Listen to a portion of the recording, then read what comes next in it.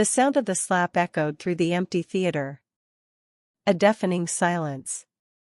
That blow didn't just hit her face, but her soul.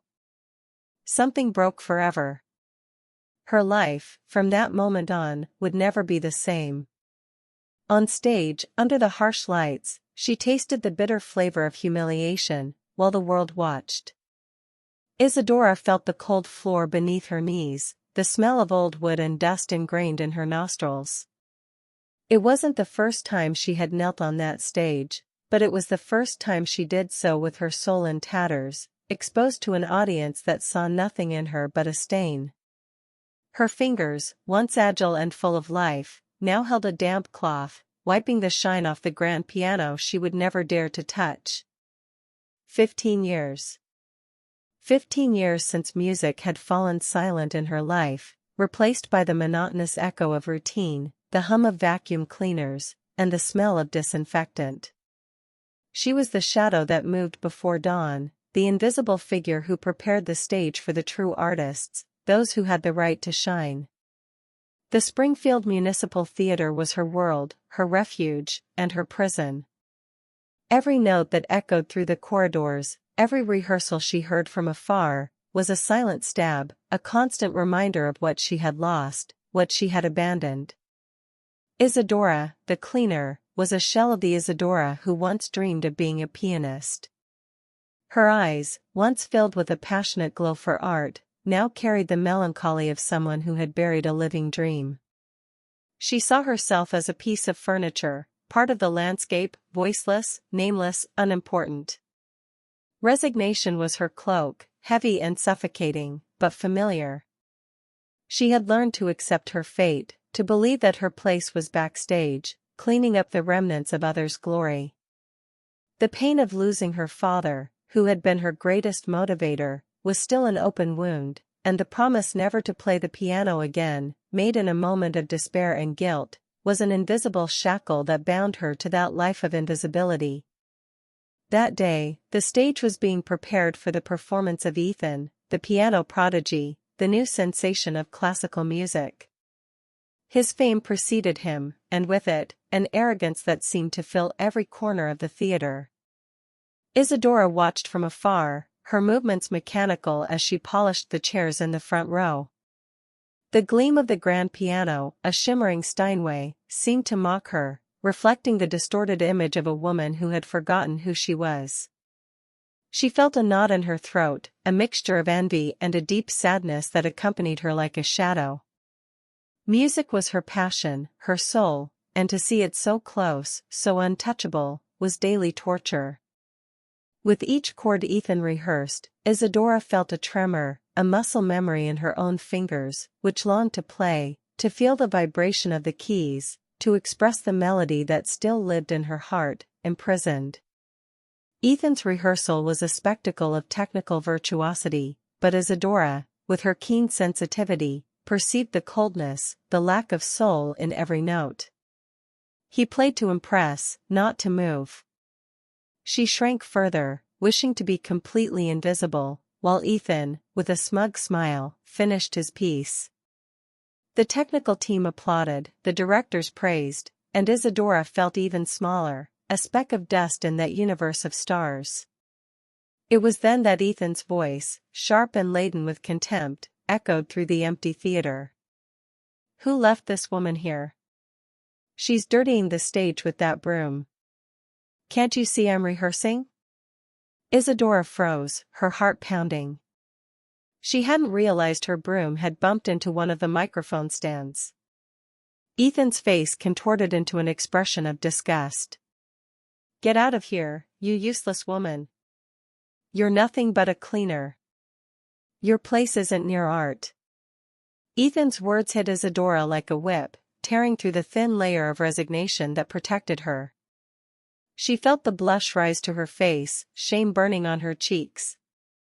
The glances of the crew, previously indifferent, now fixed on her, some with pity, others with cruel amusement. She tried to apologize, but the words caught in her throat. Ethan, not satisfied, continued, "Do you know what art is?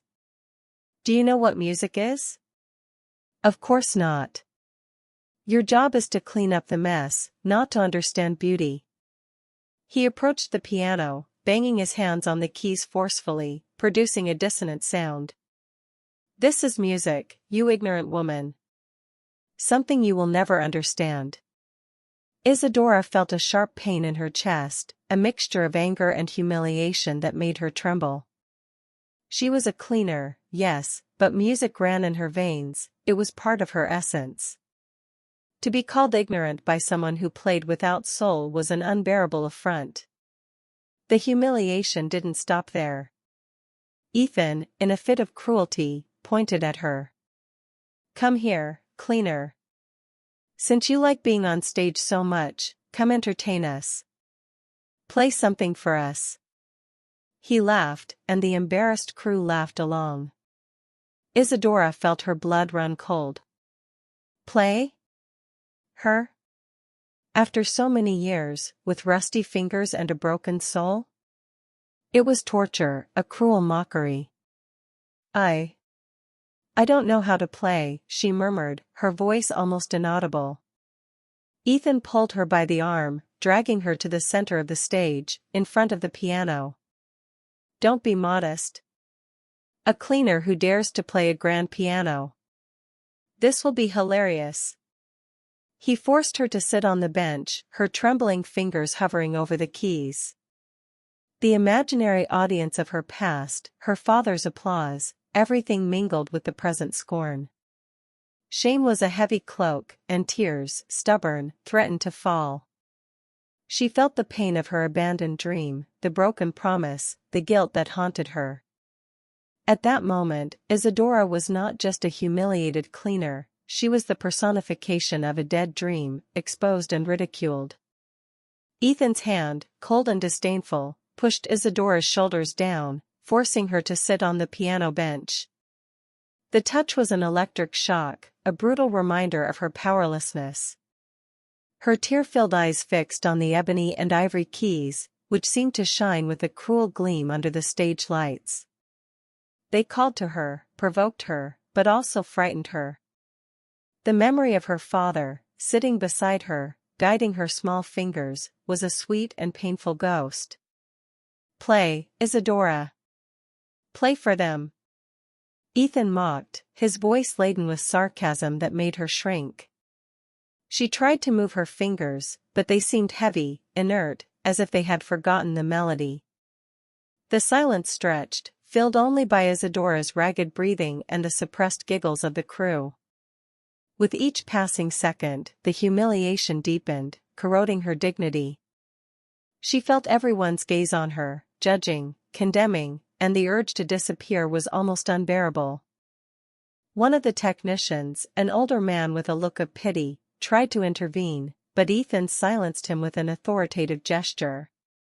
Let her. She needs to learn her place. Isadora felt her face burn. The pain was not just from the public humiliation, but from the betrayal of herself, of the pianist she had let die. She closed her eyes, and for an instant, she saw her father's face, smiling, encouraging her. Never give up your music, my daughter. It is your voice. The memory was a flash, a shock that made her open her eyes. But reality was harsh. Her fingers wouldn't obey, her mind was blank. She couldn't play. Shame completely overwhelmed her, and she abruptly stood up, knocking over the piano bench with a crash. I need to go, she stammered, fleeing the stage, the stairs, that particular hell. Isadora ran through the dark corridors of the theater, the sound of her own footsteps echoing like accusations. She locked herself in the small staff bathroom, the only place where she could cry unseen. The image of Ethan, with his cruel smile, and the sound of his words, "You useless woman, ignorant," repeated in her mind, like a dissonant melody. She looked at herself in the mirror, and what she saw was a woman with swollen eyes, a red face, a shattered soul. It wasn't the Isadora her father knew, the Isadora he had taught to love music. It was a shadow, a dull figure, who had allowed her dream to be trampled. Anger began to bubble within her, a small but intense flame that refused to be extinguished. Anger at Ethan, anger at the crew, but, above all, anger at herself for having allowed herself to reach that point. For having given up. For having broken the promise. The cold water from the faucet ran over her hands, but it couldn't extinguish the fire of humiliation burning in her chest. Isadora looked up at the mirror again, and this time, something different ignited in her eyes. It was no longer just sadness or shame, but a spark of defiance. The image of her father, so vivid in her memory, seemed to whisper in her ear, "Music is your voice, Isadora. Don't let anyone silence it." The promise. The promise she had made to him on his deathbed, that she would never abandon the piano, that her music would continue to live. She had failed. But what if it wasn't too late? What if that humiliation, so painful, was actually a call, a brutal awakening? She clenched her fists, feeling the pain of her nails digging into her palm. No. She would no longer be the invisible cleaner, the woman who cowered before cruelty. That moment, that public scorn, had been rock bottom, the point of no return. She had been pushed into the abyss, but, somehow, she found a rock to cling to. The rock of dignity, of her father's memory, of the pianist who still lived, dormant, within her. Her eyes, once tear-filled, now shone with fierce determination. The decision was silent, but powerful. She would no longer run. She would no longer hide. She would fight. Fight to reclaim her identity, her talent, her voice. The music that had been silenced for 15 years would begin to echo again, first in her heart, then in her fingers, and finally, in the world. Isadora walked out of the bathroom, head held high, steps firm. Resignation had been replaced by unwavering resolve. She didn't know how, or when, but she knew she would play again. She would prove to Ethan, and to herself, that art was not just technique, but soul. And that the invisible cleaner had a hidden melody, waiting for the right moment to explode. She looked at the empty stage, at the grand piano that had humiliated her, and a silent promise formed on her lips. I will return. And when I return, it won't be to clean. The theater air seemed to vibrate with the new energy emanating from her. The path would be long and arduous, but the decision was made. The journey of rebirth had begun. Isadora's decision reverberated in her soul, but reality was a cold, insurmountable wall. How to start over after so long? Her fingers, calloused from cleaning work, seemed to have forgotten the delicacy of the keys. The last time she had played a real piano, a grand piano, was 15 years ago, on the day of her father's funeral. The image of that day was still vivid, the closed coffin, the smell of withered flowers, the heavy silence that had settled in her home. Her father, a talented musician who never achieved the recognition he deserved, had placed all his dreams in her. He had taught her to play from a very young age, seeing in Isadora the promise of a melody he himself could not complete. Your music is a gift, my daughter. Never let it die, he would say, his eyes shining with pride. Her father's illness came suddenly, overwhelming. The expensive treatments, the growing debt, Isadora's need to drop out of music school and any hope of a career to work and support the household. Each day, music moved a little further away, replaced by the urgency of survival. On his deathbed, with a weak voice, he made her promise that she would continue playing. But the pain of loss, the guilt of not being able to save him, and the weight of responsibility crushed her. She sat at the piano one last time, tears blurring her vision, and played his favorite piece, a melancholic Chopin melody. Each note was a farewell, a goodbye to music and to the part of herself that died with him. That day, she swore she would never play again, that music was the source of her greatest pain. The promise to her father, to continue, transformed into a promise to herself, to stop. The memory of that day was a burden, but now, in the bathroom mirror, Ethan's anger had ignited a new flame.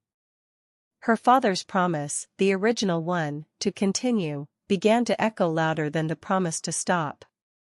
Isadora knew she needed a piano. A real piano. The theater had several, but all were locked, or for the exclusive use of artists. There was, however, an old, out-of-tune upright piano, forgotten on the third floor, in a dusty storage room. No one used it. No one cared about it. It was perfect. It would be her secret refuge, her battlefield. She needed a place to start, a place where she could fail and start over, away from curious eyes and judgments. That same night, after work, Isadora waited for everyone to leave. The theater, once vibrant with voices and laughter, was now a labyrinth of shadows and silences. With her heart pounding, she climbed the stairs to the third floor, her phone's flashlight illuminating the way. The storage room was cold and dusty, filled with old props and broken furniture. In the corner, covered by a white sheet, there it was, the out-of-tune piano. She pulled back the sheet, revealing the dark wood, the yellowed keys, some cracked. It was a forgotten instrument, just like her. Isadora sat on the creaking bench, her trembling fingers hovering over the keys. Dust rose, making her cough. The first note she played was a hollow, dissonant, almost painful sound. It wasn't the melody she remembered, it wasn't the music that lived in her soul. It was a broken sound, a reflection of her own state. With each attempt, frustration grew. Her fingers, once so agile, now seemed stiff, clumsy. The scales she had mastered in childhood were a challenge. The muscle memory was there, but rusty, slow, painful. She felt the pain in every joint, in every tendon. Her fingertips, soft from cleaning work, no longer had the calluses needed to endure hours of practice. Tears of frustration streamed down her face, mixing with sweat. It was harder than she imagined. Ethan's voice, "You useless woman," echoed in her mind, trying to undermine her newfound determination. But Isadora refused to give up.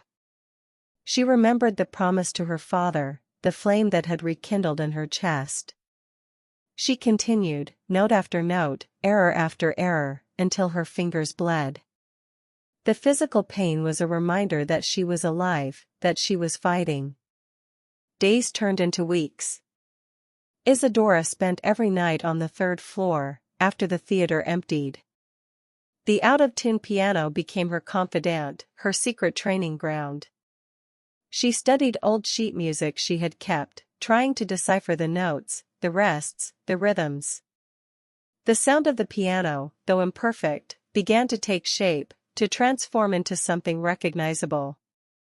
She began to feel the music flow again, not with Ethan's perfection, but with the emotion he could never imitate. With each melody she managed to play, even with flaws, a small victory ignited in her heart. She was rediscovering herself, note by note, melody by melody. The invisible cleaner was silently transforming into a reborn pianist. One night, as Isadora practiced, absorbed in a Beethoven sonata, the storage room door slowly opened. She stopped abruptly, her heart pounding, fearing discovery. The hallway light revealed a tall, slender figure, with gray hair and a keen gaze. It was Mr. Davies, the theater's former conductor, a man Isadora had admired since childhood. He had been a friend of her father and one of the few who recognized her talent. Mr. Davies watched her for a moment, a melancholic smile on his lips. "Isadora?" he asked, his voice soft, almost a whisper. "Is that really you? I'd recognize that passion anywhere." Isadora felt a mixture of shame and relief. Shame at being caught in her secret, relief at being recognized by someone who truly saw her. Mr. Davies approached, his eyes fixed on the piano and then on her. I heard the music. Not the perfection, but the soul. The soul that Ethan will never have. He sat beside her, playing a few notes on the out-of-tune piano. Your father would be proud, Isadora. Very proud. Mr. Davies's words were a balm to her wounded soul. He didn't judge her, he didn't humiliate her. He saw her. He saw the pianist she still was. I stopped playing a long time ago, maestro, she confessed, her voice choked. Mr. Davies shook his head. Music never stops, Isadora. It just waits. And yours has waited too long.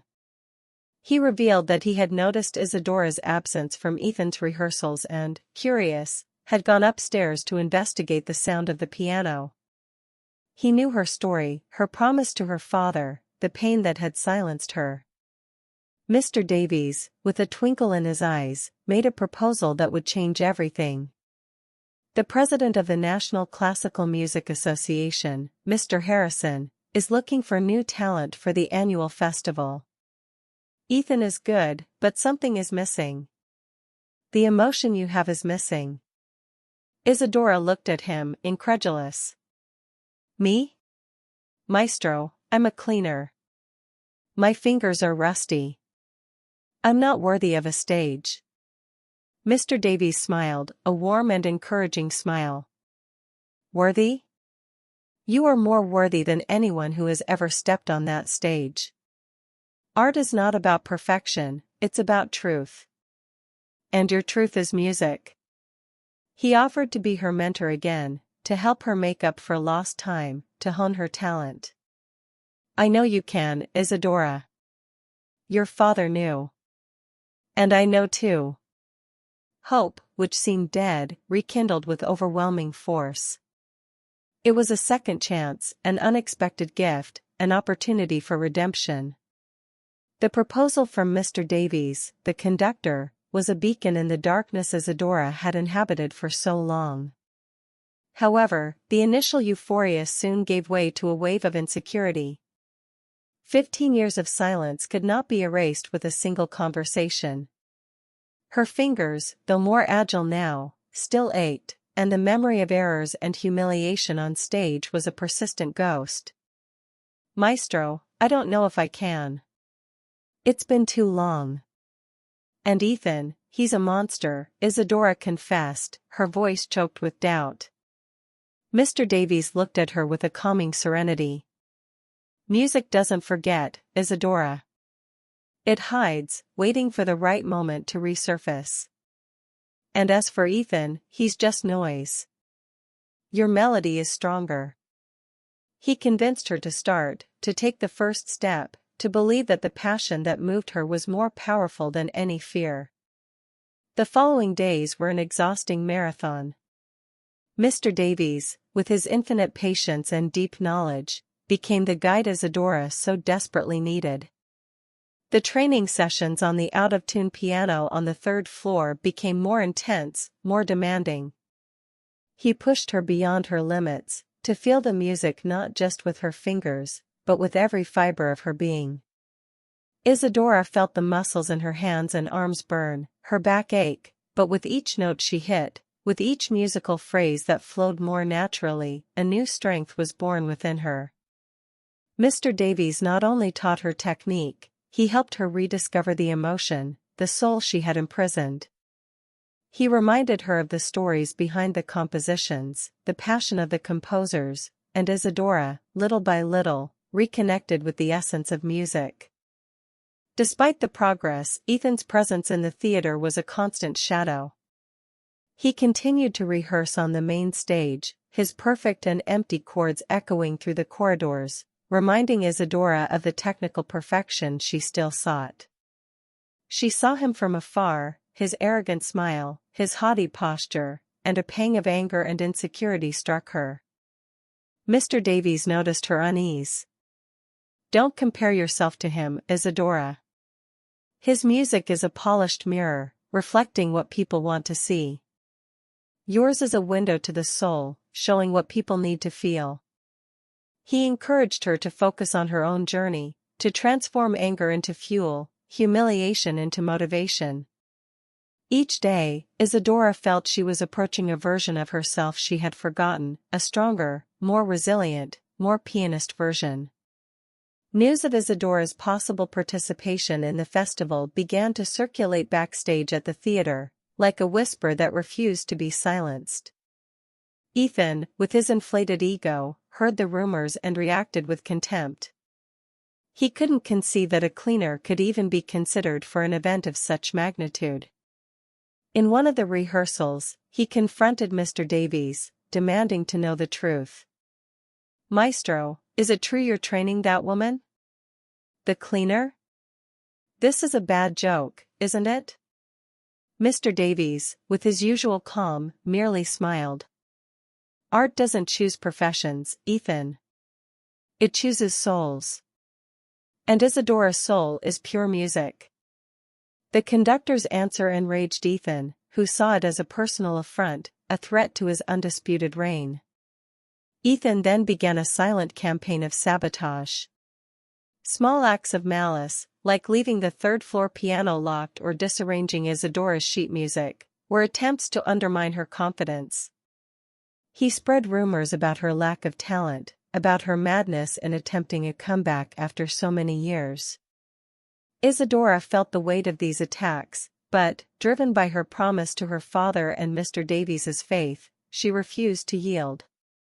Every obstacle became a stepping stone, every humiliation, another reason to fight. She learned to circumvent Ethan's traps, to find solutions, to prove to herself that she was stronger than he imagined. The feminine pain, which once paralyzed her, now propelled her. One day, Mr. Davies called her for a serious conversation. "Isadora, Mr. Harrison, the president, will be at the theater next week for a private audition. He wants to hear you play." Isadora's heart pounded. It was the chance she had been waiting for, but also the biggest challenge.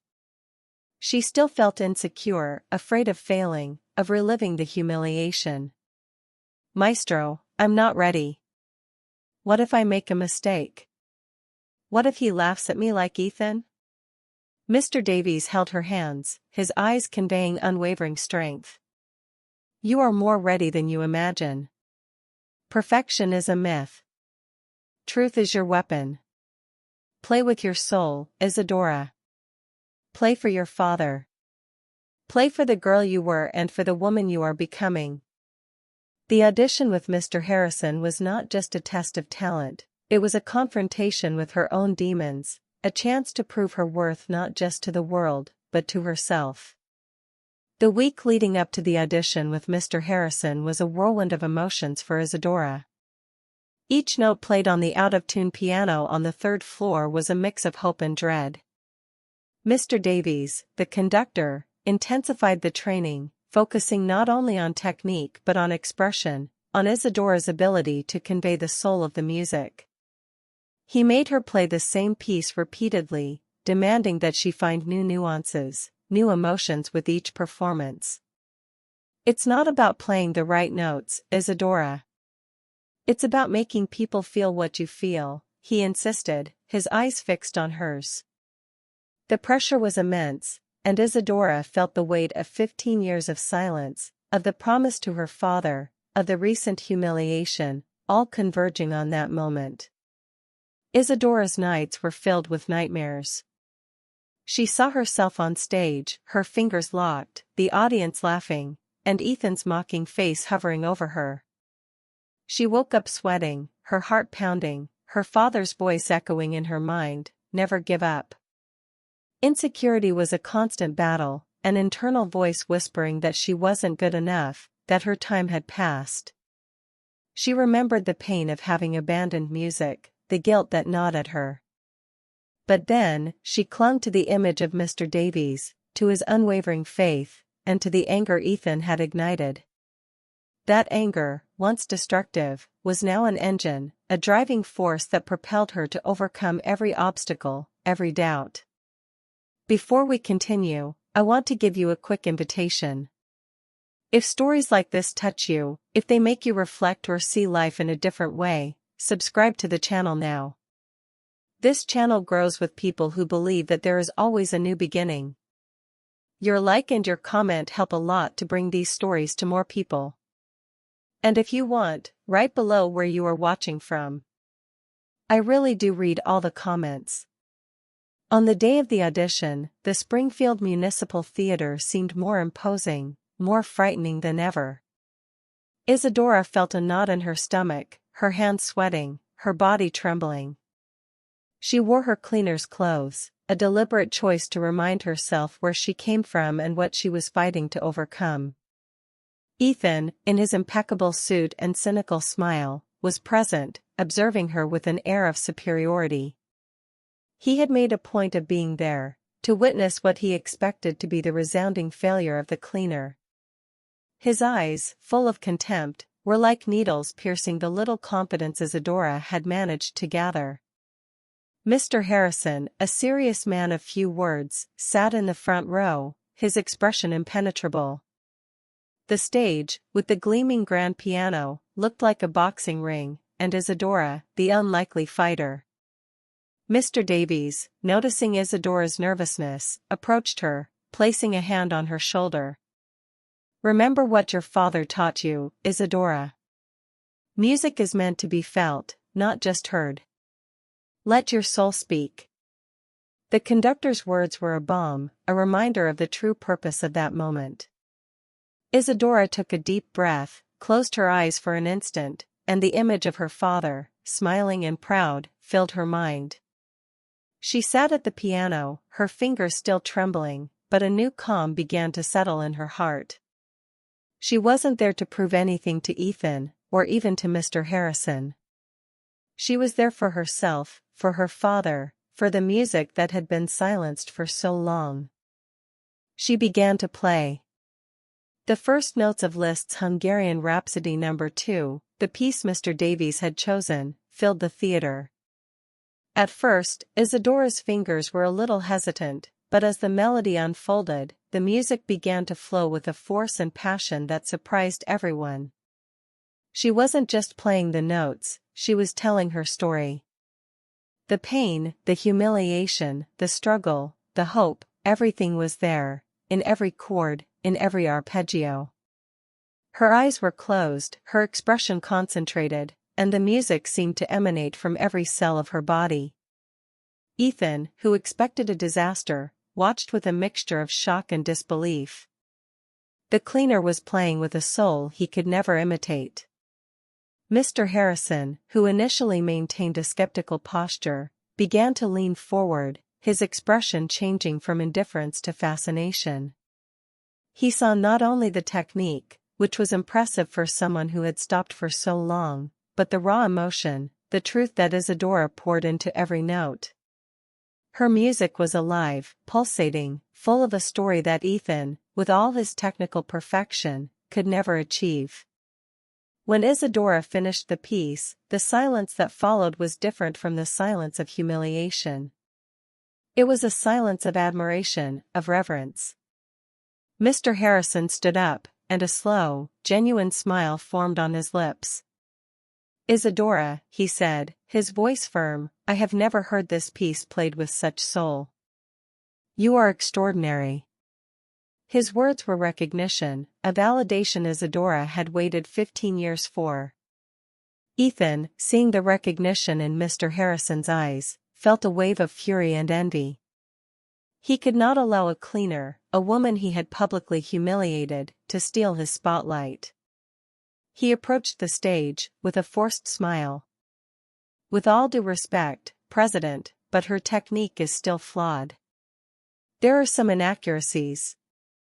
I can play the same piece with the perfection it deserves." Mr. Harrison looked at him with disdain. "Technical perfection is important, Ethan, but soul is irreplaceable. And Ms. Isadora has a soul that resonates." Ethan, feeling challenged, insisted, "Then why don't we let her prove it in a public confrontation? At the festival. Her and I. The same piece. Let the audience decide who the true artist is." Ethan's proposal was a trap, a desperate attempt to unmask Isadora and reassert his own superiority. Isadora felt her blood run cold. A public confrontation? On the main stage, before hundreds of people? It was exactly what she feared most. The memory of the previous humiliation, of the audience's laughter, haunted her. She looked at Mr. Davies, who gave her an encouraging nod. "You are not alone, Isadora. And the truth always finds its way." Mr. Harrison, intrigued by Ethan's audacity and the opportunity for a spectacle, pondered for a moment. "Very well, Ethan. Your proposal is accepted. But with one condition: Ms. Isadora will have the choice of the piece. And if she accepts, the confrontation will be the main attraction of the festival." Isadora felt the weight of the decision on her shoulders. It was the chance of her life, but also the risk of even greater humiliation. She looked at Ethan, who watched her with a victorious smile, certain she would back down. But then, the image of her father, the promise, the anger Ethan had ignited, all united into a single force. She was no longer the invisible cleaner. She was Isadora, the pianist. She stood up from the bench, her eyes fixed on Ethan's, and her voice, once a whisper, was now firm and clear. "I accept. And the piece will be Hungarian Rhapsody No. 2. Ethan paled. It was the piece he had rehearsed exhaustively, the piece he considered his signature. Isadora had turned the tables, transforming his trap into her own challenge. The confrontation was set. The news of the confrontation between Isadora and Ethan at the Springfield Classical Music Festival spread like wildfire. The theater, once a place of routine for Isadora, now buzzed with the anticipation of an unprecedented musical duel. For Ethan, it was an opportunity to crush the cleaner and reassert his hegemony. For Isadora, it was the chance of her life, but also an abyss of anxiety. The choice of Hungarian Rhapsody No. 2, Ethan's signature piece, was a strategic blow, but also a burden. She knew she would need not only to match, but to surpass his impeccable technique, adding the emotion he lacked. The pressure was almost unbearable, and sleepless nights became rare, filled with mental rehearsals and the incessant melody of the piece in her head. Mr. Davies, the conductor, intensified Isadora's training to levels she never imagined. The sessions on the out-of-tune piano extended for hours on end, late into the night. He made her repeat complex passages to exhaustion, demanding perfection in every note, but never neglecting the soul of the music. Technique is the body, Isadora. Emotion is the spirit. You need both to fly, he would say, his eyes tired, but full of faith. Isadora's fingers were raw, her back ached, and fatigue was a constant fog. But every time she thought of giving up, the image of her father, Ethan's humiliation, and the promise not to be invisible anymore propelled her forward. She was building not only her technique, but her resilience, her inner strength. Ethan, for his part, was furious. Isadora's audacity in choosing his favorite piece was a personal affront. He redoubled his own rehearsals, determined to humiliate her definitively. He spread rumors about her inexperience, about how she would be a disaster on stage. He even tried to sabotage the third-floor piano, but Mr. Davies, anticipating his actions, had provided a stronger lock. The war backstage was silent, but fierce. Isadora felt Ethan's hostility, the disdainful glances of some crew members who still supported him. But she also felt Mr. Davies's silent support, and with each note she played, with each challenge overcome, the certainty that she was on the right path grew in her heart. Amidst the growing tension, an unexpected ally emerged. Andrew, an influential music critic from Springfield, known for his integrity and his search for genuine talent, had heard rumors about Isadora. Intrigued, he sought out Mr. Davies and asked to attend one of the secret rehearsals. Isadora, initially nervous about the presence of a critic, played with a passion that transcended the imperfection of the out-of-tune piano. Andrew, with his experienced eyes, perceived the truth in her music, the soul that Ethan did not possess. He saw the story of a woman who had been silenced and who was now fighting to rediscover her voice. After the rehearsal, Andrew approached Isadora, his eyes shining with admiration. "Ms. Isadora, your music is a cry for freedom. It is the truth that art needs."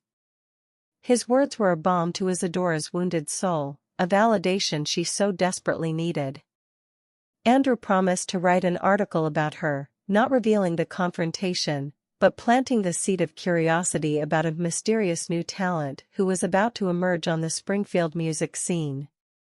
The article, published days before the festival, generated a buzz in the city, increasing anticipation and ticket sales. Ethan, upon reading the article, felt a chill. The cleaner was gaining ground, and the threat to his reign was more real than he imagined. The night of the festival arrived. The Springfield Municipal Theater was packed, lights shining, the audience buzzing with anticipation. Isadora, backstage, felt her heart pounding. Mr. Davies found her, his eyes conveying calm and confidence. "It's time, Isadora. It's not about beating Ethan. It's about you. It's about your music. Play for your father. Play for the girl you were. Play for the woman you have become." He led her to the stage entrance, where Ethan was already waiting, with a forced smile and a look of contempt. The tension between them was palpable, a silent duel before the musical storm. Isadora took a deep breath, smelling the wood and dust, the same smell that had accompanied her for 15 years. But this time, she wasn't there to clean. She was there to play. The announcer introduced the clash of titans of the night, and the audience erupted in applause and murmurs. Ethan was the first to perform. He walked to the grand piano, impeccable in his suit, with the posture of someone who owned the stage. His execution of Hungarian Rhapsody No. 2 was technically perfect, every note in place, every arpeggio brilliant. The audience applauded, impressed by his virtuosity. Ethan bowed, a victorious smile on his lips, certain that he had set an unattainable standard. He looked at Isadora, who waited backstage, with a challenging gaze, as if to say, "Try to surpass me." Then, it was Isadora's turn. She walked slowly to the center of the stage, wearing a simple, but elegant dress that Mr. Davies had insisted she wear. The audience watched her with curiosity, some with skepticism, others with hope ignited by Andrew's article. She sat at the piano, her eyes fixed on the keys, and for an instant, the entire theater seemed to hold its breath. She closed her eyes, and the image of her father, smiling, encouraged her. She wasn't there to compete, but to express herself, to free the melody that had been imprisoned for so long. The first notes of Hungarian Rhapsody No. 2 echoed through the theater, and the audience felt a shiver. Isadora's technique was impeccable, yes, but there was something more. There was a depth, an emotion, a soul that Ethan could not reach. Each note was a piece of her story, of her pain, of her overcoming. She played with an overwhelming passion, with a truth that touched the heart of every person present. Tears streamed down the faces of some spectators, while others watched, hypnotized, the transformation of the cleaner into a breathtaking artist. Isadora was not just playing, she was living the music, and the music was living through her. Isadora was not just playing Hungarian Rhapsody No. 2, she was rewriting her own story with every note. Her fingers, once hesitant, now danced over the keys with an agility and strength that seemed to defy logic. The music flowed from her, not as a rehearsed performance, but as an explosion of feelings contained for years. The audience was in ecstasy, some with tears in their eyes, others with mouths agape in admiration. They no longer saw the cleaner, they saw the artist, the woman who had transformed her pain into an overwhelming melody. Ethan, backstage, watched with a pale face, his arrogance replaced by a growing fear. He knew, deep in his soul, that he had been surpassed. Not just in technique, but in something much deeper, the ability to touch the human heart. The intensity of Isadora's performance grew with each measure. She no longer cared about judgments, about Ethan's glances, or about the pressure of the moment. She was immersed in her own music, in her own universe. The final chords of the Rhapsody echoed through the theater, powerful and full of a raw emotion that silenced any lingering skepticism. When the last note dissipated into the air, a deep silence hung over the audience for a few seconds, a silence of pure reverence. Then, like a wave breaking on the shore, the audience erupted in a standing ovation.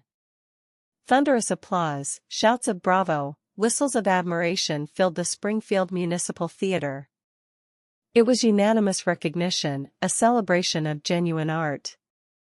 Isadora, her eyes still tear-filled, rose from the piano bench, feeling the warmth of the applause on her face. She looked at the audience, at Mr. Davies, who smiled with pride, and at Ethan, who had disappeared from backstage, unable to bear the defeat. The humiliation she had suffered on that same stage, just weeks before, had been completely reversed. She was no longer the ridiculed figure, she was the star of the night, the pianist who had won everyone's heart. That moment was the culmination of 15 years of pain, struggle, a broken promise now redeemed. It was the victory of soul over empty technique, of truth over pretense. The ovation did not cease. Mr. Harrison, the president of the National Classical Music Association, went up on stage, his face illuminated by a radiant smile. He embraced Isadora warmly, completely ignoring protocol. "Ms. Isadora, you didn't just play, you transported us. Your performance was the most moving I have ever witnessed on this stage." He then turned to the audience, raising his hand for silence. "It is with immense pleasure that I announce that Ms. Isadora will be the new resident pianist of the Springfield Municipal Theater, and the main attraction of our next festival." The audience erupted in more applause, and Isadora felt an overwhelming wave of emotion. It was more than she had ever dreamed of. In the days that followed, Isadora's life changed drastically. Job offers began to pour in from all sides, invitations to concerts, recording contracts, interviews for specialized magazines. Andrew's article, The Music Critic, was re-edited with prominence, praising her musical soul and her story of overcoming. Isadora, the invisible cleaner, had become the sensation of the moment, living proof that true talent always finds its way. She accepted the Philharmonic's invitation for a series of concerts, but her heart pulled her back to the Springfield Municipal Theater, to the place where it all began, where she had been humiliated and where she had been reborn. Meanwhile, Ethan's career crumbled. Mr. Harrison, after Isadora's performance, initiated an investigation into the accusations of plagiarism and manipulation that had long hovered over Ethan. It was discovered that many of his original compositions were, in fact, slightly modified arrangements of works by lesser-known composers, and that he had used his influence to sabotage other artists. The truth came to light, and the scandal was devastating. Ethan was publicly unmasked, his reputation destroyed, his contracts cancelled. He was fired from the theater and his career, built on falsehood and arrogance, was irremediably ruined. Justice, though delayed, had arrived, and Isadora's revenge was not with words or deeds, but with the pure and undeniable beauty of her art. Isadora, now a respected and admired figure, walked through the corridors of the Springfield Municipal Theater, no longer with a broom in hand, but with her head held high, a serene smile on her lips. She had accepted the position of resident teacher, dedicating herself to inspiring new talents, especially those from underprivileged communities who, like her, might have their dreams silenced by life's circumstances. She knew that true art was not about fame or fortune, but about the ability to touch souls, to transform pain into beauty, to give voice to those who have none. Perseverance, dignity, and self-belief had been her greatest allies. Isadora's new life as a resident pianist and teacher at the Springfield Municipal Theater was a whirlwind of activities and emotions. She not only rehearsed for her own concerts, which now filled the theater, but dedicated a large part of her time to structuring the teaching program for young talents. The rehearsal room that was once a dusty storage room, with the out-of-tune piano, was completely renovated. Now, it was a bright space, with several gleaming grand pianos, ready to welcome the dreams of a new generation. Isadora felt deep gratitude for Mr. Davies, the conductor, who had believed in her when no one else did. He became her right-hand man in the project, sharing her passion for nurturing art and hope. Each day, Isadora felt more connected to her true essence. Music, which once was a source of pain and guilt, was now her greatest joy and purpose. She remembered her father's words, "Your music is a gift, my daughter. Never let it die," and felt that she was finally fulfilling that promise. It wasn't just about playing, but about inspiring, about showing others that, no matter how deep the humiliation or how long the pause, the melody of life can always be resumed. She saw herself in the eyes of each student, in the fears and hopes they carried, and knew that her journey had been a necessary path for her to now guide others. Isadora's transformation was not just professional, it was personal. The woman who once cowered and felt invisible now radiated confidence and serenity. She had found her voice, her place in the world, and the peace she so sought. The revenge against Ethan was not an act of hatred, but the purest and most elegant demonstration that truth and genuine talent always prevail over arrogance and falsehood. She no longer felt anger, only a deep compassion for those who, like Ethan, sought external brilliance without cultivating inner light. Her story became a living testament that overcoming is not just about defeating others, but about defeating oneself, one's fears, and one's limitations. The first day of class for the new talent program arrived, and Isadora was radiant.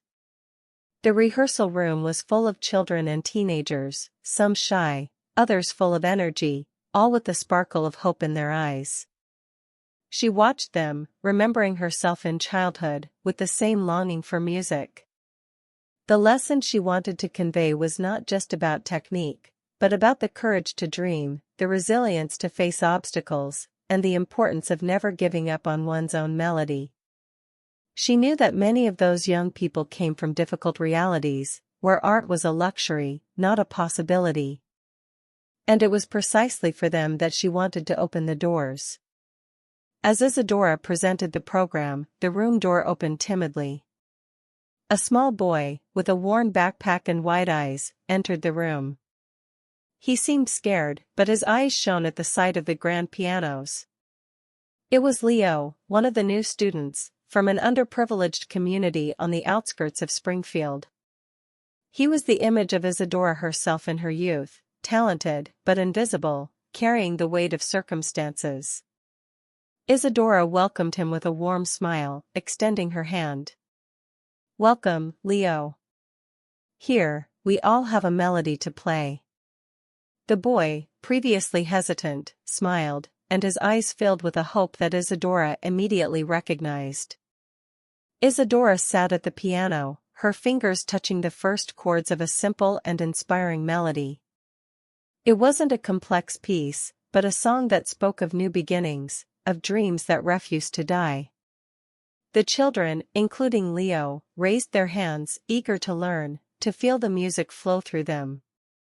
Isadora watched them, her heart overflowing with peace and fulfillment. She had found her purpose, not just as a pianist, but as a mentor, as a beacon for those who, like her, needed a second chance. The music, which once almost died, now lived and inspired, echoing through the theater corridors, promising a future full of new melodies. Months turned into a year, and the talent program at the Springfield Municipal Theater, under Isadora's direction and Mr. Davies's mentorship, flourished. The rehearsal room, once silent, now resonated with the joyful cacophony of scales, arpeggios, and melodies in formation. Isadora dedicated herself body and soul to each student, seeing in each of them the promise of a unique melody. Leo, the shy boy, had transformed into one of the most promising students, his small but firm fingers finding harmony on the keys. Isadora watched him with special affection, recognizing in him the same flame that once almost extinguished within her. She taught him not only technique, but the art of feeling, of expressing, of letting music flow from the soul. Isadora's reputation as a pianist and teacher grew exponentially.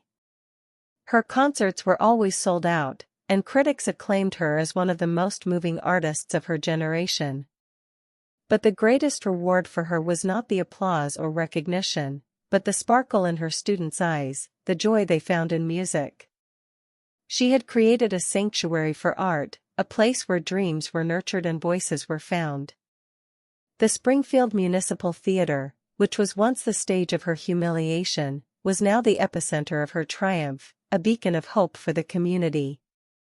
Mr. Davies's presence by her side was a constant, unwavering support that reminded her of the importance of every step in her journey. Isadora, in a moment of reflection, sat alone on the main stage, the same one where Ethan had humiliated her. The grand piano, now hers, gleamed under the soft lights. She played a few notes, a soft and contemplative melody. There was no more bitterness, no more anger, just a deep sense of peace and gratitude. The emotional revenge she had sought was not Ethan's downfall, but her own ascent, her own redemption. She had proven to herself that she was capable of overcoming pain, betrayal, and humiliation, transforming them into strength and purpose. Life, she realized, was a complex symphony, full of ups and downs, but it was the melody she chose to play that defined her true essence. On a sunny afternoon, Isadora organized a small recital for the students of the program. The stage, once reserved for great names, was now the space for the first steps of young talents. Leo was one of the first to perform, playing a simple piece, but full of emotion. Isadora watched him from the audience, with a proud smile. He was living proof that music, when nurtured with love and dedication, could flourish in the most unexpected places. The audience, composed of parents, friends, and some members of the music community, warmly applauded each performance, feeling the pure energy and passion of the young artists. After the recital, Isadora went on stage to speak to the students and the audience. Her voice, calm and full of wisdom, echoed through the theater. Each of you has a unique melody within you. No matter what life presents you, no matter how many times they try to silence you, never let the music in your hearts fade. She paused, her eyes scanning each face in the audience, lingering for a moment on Leo. There will be moments of doubt, of fear, of humiliation. But it is in these moments that you must remember the strength you carry, the promise you made to yourselves. Music is our voice, our truth, our freedom. She sat at the piano, and played a melody that was the synthesis of her journey, a song of hope, of resilience, of love for art. The notes filled the theater, touching the soul of everyone present. It was a melody that spoke of new beginnings, of second chances, of how it's never too late to find your purpose and live fully. Isadora, with her hands on the keys, felt complete. The invisible cleaner had transformed into a renowned pianist, an inspiring mentor, a woman who had found her voice and, in doing so, helped others find theirs. The forgotten melody had been rediscovered, and now, it echoed forever, inspiring generations. Isadora's room at the Springfield Municipal Theater, now her office and private study, was a reflection of her new life. Sheet music books mingled with photos of her students, children's drawings, and a special frame with an old photo of her father, smiling beside her, both at the piano. She spent hours there, composing new melodies, arranging classical pieces for her students, and planning upcoming concerts. With each note she wrote, she felt her father's presence, a connection that music had restored. The pain of loss still existed, but now it was tempered by the joy of knowing that his legacy lived through her, and that she was honoring the promise in a much deeper way than she had imagined. The impact of Isadora's program on the community was undeniable. Children and teenagers who previously had no access to art now found a refuge, a purpose, a voice. Many of them, inspired by Isadora's story, saw in her not just a teacher, but a role model of overcoming. Leo, in particular, flourished under her tutelage. He not only learned to play with mastery, but also developed a rare musical sensitivity, capable of moving everyone. Isadora saw in him the promise of a bright future, and the certainty that the seed she had planted was germinating in fertile soil. With each student performance, Isadora felt immense pride, a satisfaction that surpassed any personal applause. Isadora's relationship with Mr. Davies, the conductor, had deepened into an invaluable friendship and partnership. He was her confidant, her advisor, and together, they dreamed of expanding the program, bringing music to even more young people. Mr. Davies, who had witnessed Isadora's fall and rise, saw in her the personification of true art, that which is born of passion, resilience, and the ability to transform pain into beauty. He encouraged her to continue composing, to explore her own musical voice, and Isadora, little by little, began to venture into creating her own pieces, melodies that told her own story of rebirth. In an interview for a local television program, Isadora was asked what motivated her to return to music after so many years of silence and humiliation. She smiled, her eyes shining with hard-won wisdom. Life imposes pauses on us, tests us, knocks us down. But true strength is not in never falling, but in having the courage to get up, to dust yourself off, and to start over. Music was my voice when I had no words, my light when everything was darkness. And the most important lesson I learned is that it's never too late to reclaim who you truly are, to honor your promises, and to find your purpose. Her words resonated, inspiring thousands of people watching at home, showing that her story was the story of many. Isadora's story became a beacon for those who felt invisible, for those who had abandoned their dreams, for those who carried the weight of humiliation. She proved that true victory is not about the defeat of another, but about one's own overcoming, about the ability to transform pain into art, weakness into strength. The sweetest revenge, she discovered, was her own happiness, the realization of her potential, and the ability to use her experience to light the way for others. The Springfield Municipal Theater, which was once the stage of her shame, was now the temple of her redemption, a place where the forgotten melody had been rediscovered and where new dreams were tuned. Every morning, Isadora arrived at the theater, the smell of wood and dust, once a reminder of her old life, now a familiar and welcoming aroma. She walked through the corridors, no longer as the invisible cleaner, but as the pianist, the teacher, the mentor. Her steps were firm, her posture erect, and in her eyes, there was the serenity of someone who had found her place in the world. She sat at the piano, and the music flowed, pure and true, a melody that celebrated life, resilience, and the transformative power of art. The forgotten melody had been rediscovered, and now, it echoed forever, inspiring generations to never give up on their own song.